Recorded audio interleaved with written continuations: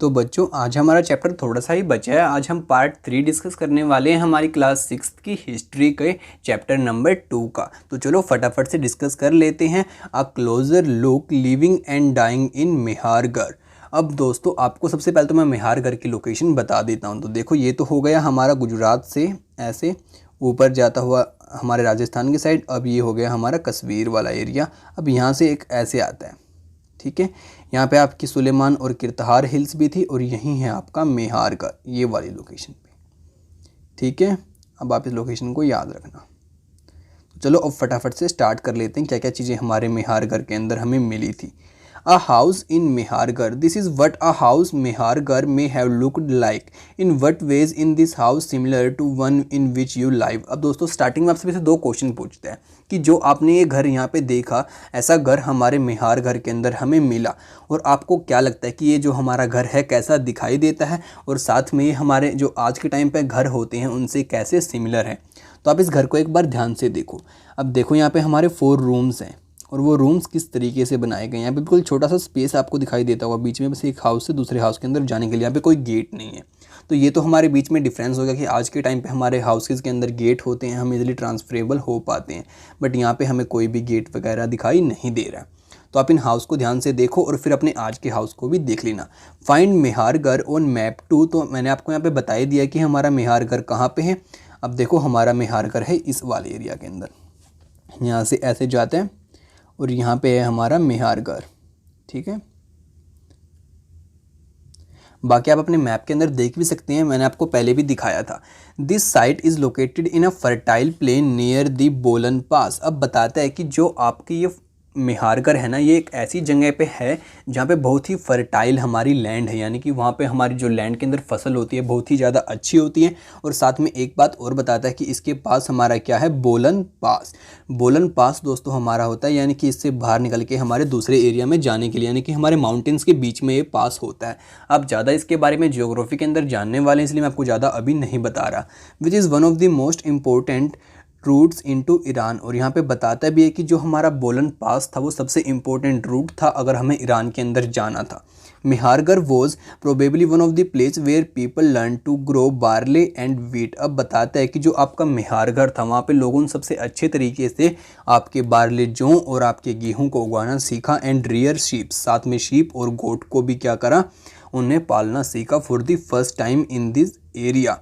It is one of the earliest village that we know about. ये सबसे हमारा पहला विलेज था जिसके बारे में हमें पता चला था। At this site many animal bones were found. इस साइट पे दोस्तों हमारे जो आर्कियोलॉजिस्ट थे उनको एनिमल्स की बहुत सारी बोन्स भी मिली। Bones of wild animals such as the deer and pig, also bones of sheep and goat were found. अब बताता है कि यहाँ पे हमें हिरन की भी, हमारे सूअर की भी और साथ में जो हमारी बकरी थी उसकी भी और जो हमारी शीप होती है उसकी भी बोन्स यहाँ पे हमें मिली हमारे मेहरगढ़ के अंदर। बाकी मैं आपको एक बार मैप पे ले जाके इसको फटाफट से एक बार दोबारा से दिखा देता हूँ ताकि आपके अंदर मेहरगढ़ की जो लोकेशन है वो आपको बिल्कुल याद रह पाए। तो चलो फटाफट से एक बार अगेन देख लेते हैं। तो ये लो बच्चों, हम अपने मैप पे अगेन से आ चुके हैं और ये आ गया हमारा मेहरगढ़। अब आप इसकी लोकेशन को यहाँ पे देख सकते हो ईजिली। देखो ये हो गई हमारे मेहरगढ़ की लोकेशन। तो आपने इसकी लोकेशन चेक कर ली। देखो हमारा मेहरगढ़ इसी एरिया में है। मैंने जैसा आपको बताया था कि हमारा कश्मीर, ये ऐसे होकर हमारे कश्मीर में जाएगा और ऊपर से ऐसे आएगा। ये हो गया हमारा मेहरगढ़। और यहाँ पे आपकी मैंने बताई थी एक तो किरतहार हिल्स भी हैं और सुलेमान हिल्स भी हैं, जो कि मैंने आपको चैप्टर 1 के अंदर बताई थी। आप उनको भी याद कर लेना। चलो अब आगे कंटिन्यू कर। A burial from Mehrgarh. Can you identify the skeleton of the goat. बच्चों अब यहाँ पे बताता है कि ये बुराइल है। बुराइल यानी कि आपको पता होगा जब हम एनिमल्स और हमारे इंसान जब मर जाते थे पुराने टाइम के अंदर तो उनको हम क्या कर देते थे, धरती के अंदर नीचे गाड़ देते थे। उस गाड़ने को हम क्या बोलते हैं, बुराइल। अब यहाँ पे बोलता है कि ये हमारा नीचे गड़ा हुआ बुराइल है। यहाँ पे आपको स्केलेटन दिखती होगी, स्केलेटन मतलब कि हड्डियाँ दिखती होंगी, जो कि हमने अपनी साइंस के अंदर पढ़ी थी। तो आप इनमें से गोट की यानी कि आपकी जो बकरी थी उसकी हड्डी का पता लगाओ। तो आप पता लगा लेना, आपकी बुक के अंदर भी ये इमेज होगी। Other finds at Mehrgarh include remains of square और रेक्टेंगुलर हाउस। अब बताते हैं कि हमारे जो मेहरगढ़ था वहाँ पे हमें स्क्वेयर टाइप के भी हमारे हाउस मिले और रेक्टेंगुलर टाइप के भी हाउस मिले। स्क्वेयर तो होते हैं आपके ऐसे टाइप के और रेक्टेंगुलर हो जाएंगे आपके ऐसे टाइप के घर, ठीक है। अब आगे बताता है ईच हाउसेज हैड 4 और मोर कंपार्टमेंट। जो भी आपके हाउस यहाँ पे मिले उनमें एक या फिर एक से ज़्यादा और हमारे 4 से भी ज़्यादा कंपार्टमेंट थे। Some of which may have been used for storage. अब बताता है कि उनमें से किसी कंपार्टमेंट का यूज़ स्टोरेज के लिए भी वो कर लेते थे। When people die, their relative and friends generally pay respect to them। और यहाँ पे बताता है कि उस टाइम पे क्या होता था, अगर कोई इंसान मर जाता था तो जो उसके रिलेटिव थे और पीपल थे वो उसको बहुत ही ज़्यादा रिस्पेक्ट देते थे। People look after them perhaps in brief that there is some form of life after death. और बताते हैं कि पीपल सबसे ज़्यादा रिस्पेक्ट उसकी करते थे और वो ये भी मानते थे कि मरने के बाद इंसान दोबारा से पैदा हो जाता है, यानी कि उनका बिलीव था कि लाइफ होती है, हमारी मरने के बाद भी किसी प्रकार की हमारी कोई लाइफ होती है। बुराइल इज़ वन सच अरेंजमेंट। और ऐसे ही वो अपनी बुराइल को अरेंजमेंट करते थे। बुराइल मैंने आपको अभी भी बताई भी थी। Several burial sites have been found at Mehrgarh. और बताता है कि हमारी बहुत ही ज़्यादा हमारी जो बुराइल साइट थी हमें मेहारगढ़ के अंदर देखने को मिलती है। In one instance, the dead person was buried with goat which were probably meant to serve as food in the next world। अब यहाँ पे आप सभी को बताता है कि आपको ये देख के क्या लगता है कि जो एनिमल के साथ में आपको इतनी बकरी और गोट की हड्डी मिल रही है वो किस लिए मिल रही है? वो इसीलिए मिल रही है क्योंकि उन लोगों का मानना था कि भाई इंसान के मरने के बाद भी उसकी कोई ज़िंदगी होती है तो उसको भूख लगती हो कि उसको खाना चाहिए होता होगा, इसलिए वो क्या कर देते थे, मरने के बाद इंसान के साथ में जानवरों को भी नीचे दबा देते थे मिट्टी के नीचे, ताकि वो मरने के बाद उनको खा सके अपनी नई लाइफ के अंदर। अब आप इस बात को यहाँ पे समझ चुके हैं। अब यहाँ पे आता है आपका elsewhere cave painting in France. अब फ्रांस की केव पेंटिंग का कोई फैक्ट आपको यहाँ पे बताने वाला है आपकी बुक के अंदर। Find France in your atlas. अब बोलता है कि अब अपनी एटलस के अंदर फ्रांस की लोकेशन ढूंढो। तो आपका फ्रांस भी आपके इंडिया से थोड़ा लेफ्ट साइड में जाके पड़ेगा और लेफ्ट से भी थोड़ा ऊपर ही आ जाएगा, आप एक बार चेक कर लेना, ठीक है। The painting below inform a cave in France. This site was discovered by the 4 school children more than 100 year ago। अब बताता है कि फ्रांस की एक केव में हमें ऐसी पेंटिंग देखने को मिली और ये पेंटिंग किसने ढूंढी? हमारे 4 स्कूल के बच्चों ने 100 साल पहले। Painting like this were made from 20,000 and 10,000 year ago. जो हमारी ऐसी पेंटिंग थी हमारी ये 10,000 से 20,000 साल पहले बनाई जाती थी। Many of these were of animals such as wild horses or cheese and older wild from the cattle। अब यहाँ पे बताता है कि जो हमारी ऐसी पेंटिंग होती थी इनके अंदर ज़्यादातर हमारे घोड़े रहते थे या फिर हमारे ओरचस रहते थे। ओरचस होते हैं हमारे जो पुराने टाइम के हमारे जंगली हमारे वो कैटल रहते हैं ना, कैटल में जैसे कि अब आपकी काऊ है तो इस टाइप के जानवर रहते थे। अब bison, woolly rhinos, reindeer and bear painted in bright colour. अब बताते हैं कि यहाँ पे आपकी राइनोज, रेंडर एंड बियर और पेंटेड की गई हैं आपकी बहुत ब्राइट कलर के साथ, जैसे कि आप यहाँ पे देख सकते हैं। These colour were made from minerals like the ochre और आयरन ओर एंड चारकोल। अब बताता है कि ये जो आपके कलर यहाँ पे दिखाए गए हैं ये आपके लिए गए हैं, कहाँ से लिए गए हैं? एक तो आपके आयरन ओर से और दूसरे आपके ओचरी से एंड चारकोल से। It is possibles that these paintings were done on ceremonial occasions or perhaps they were made for special rituals। अब बताता है कि जो ये पेंटिंग है इसको देखकर हम कह सकते हैं कि ये कोई स्पेशल चीज़ के ऊपर ही ऐसी पेंटिंग्स बनाई जाती होंगी या फिर किसी स्पेशल काम के लिए ये पेंटिंग बनाई जाती होंगी, हमारे आर्कियोलॉजिस्ट का ऐसा मानना है। और perhaps they were made for special rituals performed by the hunters before they went on search of prey। और बताता है कि जो हमारे हंटर थे ना वो ऐसी पेंटिंग्स को बनाते थे शिकार पे जाने से पहले। Can you think of any other reason? क्या आप इसके बारे में कोई और रीज़न सोच सकते हैं? तो आप मुझे उसको कमेंट में ज़रूर बताना। अब आती है कुछ कीवर्ड्स की बात। चलो आपको कीवर्ड्स भी कुछ बता देते हैं। आपने सभी कीवर्ड्स वैसे चैप्टर के अंदर पढ़ लिए होंगे, आप इन्हें खुद से रिमेंबर करते रहना, मैं आपको कीवर्ड बोलता जाऊँगा, ठीक है। Hunter gather site. अब साइट का मतलब यहाँ पे आप जानते हैं साइट होती है वहाँ पे जगह जहाँ से हमें एविडेंस मिली है हमारे हंटर गैदरर्स की। अब होती है हैबिटेशन। हैबिटेशन होती है प्लेस जहाँ पे वो रहते थे।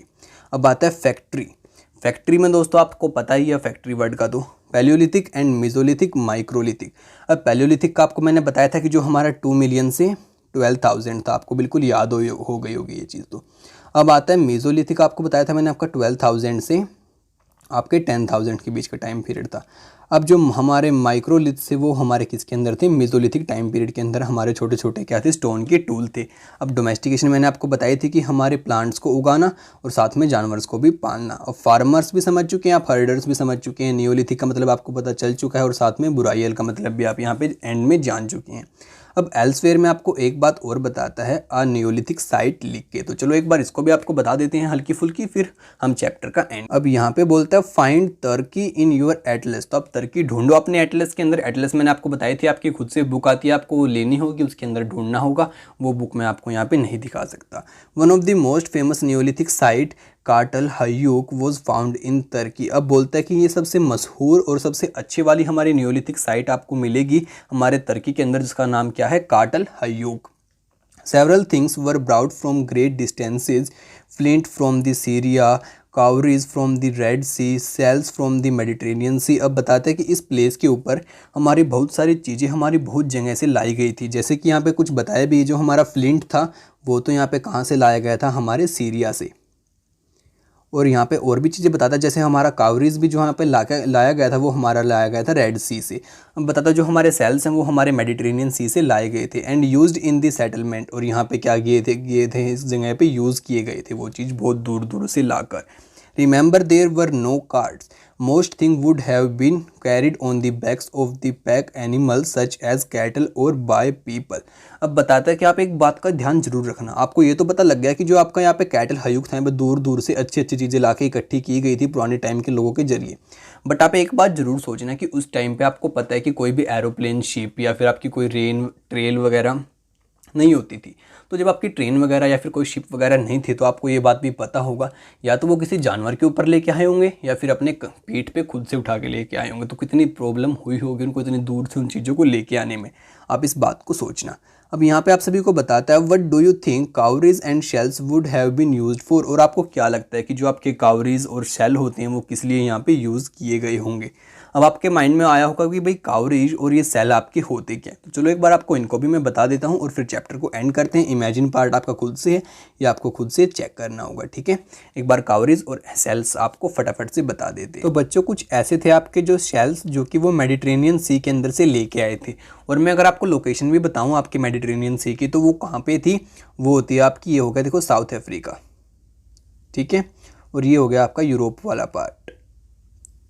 तो यहाँ पे होता है आपका मेडिटेरेनियन सी, यहाँ पे आपका इजिप्ट होता है पार्ट, ठीक है।